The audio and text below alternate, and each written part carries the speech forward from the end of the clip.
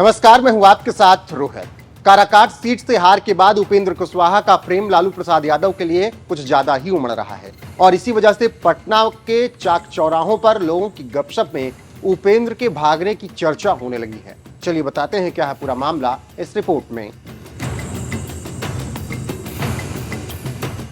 गठबंधन के खेल निराले हैं। अगर इसे जिसने समझ लिया वो जीना सीख गया, लेकिन पीएम मोदी को पहली बार गठबंधन में केंद्र की सरकार चलानी है और जिस दिन शपथ हुआ उसी दिन से सिर्फ फुटेबल जारी है।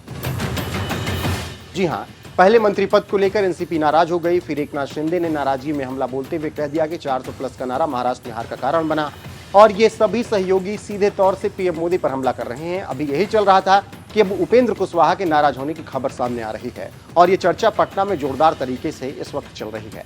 खबरों की माने तो पिछले एक हफ्ते से कुशवाहा ने 2 ऐसे बयान दिए जिसको सुनकर राजनीतिक विश्लेषकों के कान खड़े हो गए और फिर राजनीतिक चर्चा तेज हो गई कि क्या उपेंद्र कुशवाहा भागने वाले हैं और इसी को लेकर चौराहों पर बातें होने लगी हैं कि क्या उपेंद्र कुशवाहा एक बार फिर से मोदी का साथ छोड़ देंगे। इसकी शुरुआत हुई मंगलवार को, जब राष्ट्रीय जनता दल के राष्ट्रीय अध्यक्ष लालू प्रसाद यादव का जन्मदिन था। इस मौके पर उपेंद्र कुशवाहा ने सोशल मीडिया पर बधाई संदेश भेजा और जन्मदिन की बधाई दी, लेकिन बधाई संदेश में जिन शब्दों का इस्तेमाल हुआ उन शब्दों को देखकर लग रहा है कि कुशवाहा का मन डोल रहा है। तो चलिए पहले आपको उपेंद्र कुशवाहा का बधाई संदेश बताते हैं। कुशवाहा ने लिखा, अपने समय में सामाजिक न्याय के बड़े योद्धा रहे लालू प्रसाद यादव को जन्मदिन की ढेर सारी शुभकामनाएं।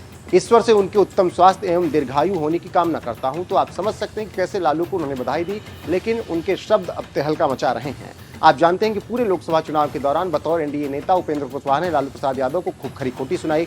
इसके साथ ही साथ उनके परिवार पर लगातार हमला भी बोलते रहे, उन पर परिवारवाद और घोटालेबाज के गंभीर आरोप भी लगाए। अब उपेंद्र कुशवाहा लालू यादव को सामाजिक न्याय के बड़े योद्धा बता रहे हैं। इस बात से आप अंदाजा लगा सकते हैं कि आगे क्या कुछ होने वाला है। आपको जानकारी होगी कि 2024 लोकसभा चुनाव में हार जाने के बाद मीडिया से बात करने हुए उन्होंने कहा, सबको सब पता है, कहने की क्या जरूरत। वहीं जब निर्दलीय उम्मीदवार पवन सिंह के बारे में पूछा गया तो उपेंद्र कुशवाहा ने कहा, चाहे वह फैक्टर हो या बनाए गए हों, सब जानते हैं, इसमें बताने जैसा कुछ नहीं है। आप जानते हैं कि पवन सिंह के लड़ने से कुशवाहा काराकाट से चुनाव हार गए और उन्हें राजाराम ने 1,05,858 वोटों के अंतर से हराया। इससे अंदाजा लगा सकते हैं कि कैसे पवन सिंह की वजह से कुशवाहा को हार मिली।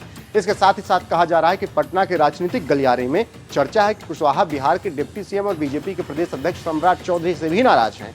कुशवाहा के समर्थकों का मानना है कि सम्राट की वजह से कुशवाहा की हार हुई। इन सब के बीच अब उपेंद्र कुशवाहा बहकी बहकी बातें करने लगे हैं। देखना होगा कि आगे क्या कुछ होता है और कब तक वो एनडीए के साथ रहते हैं।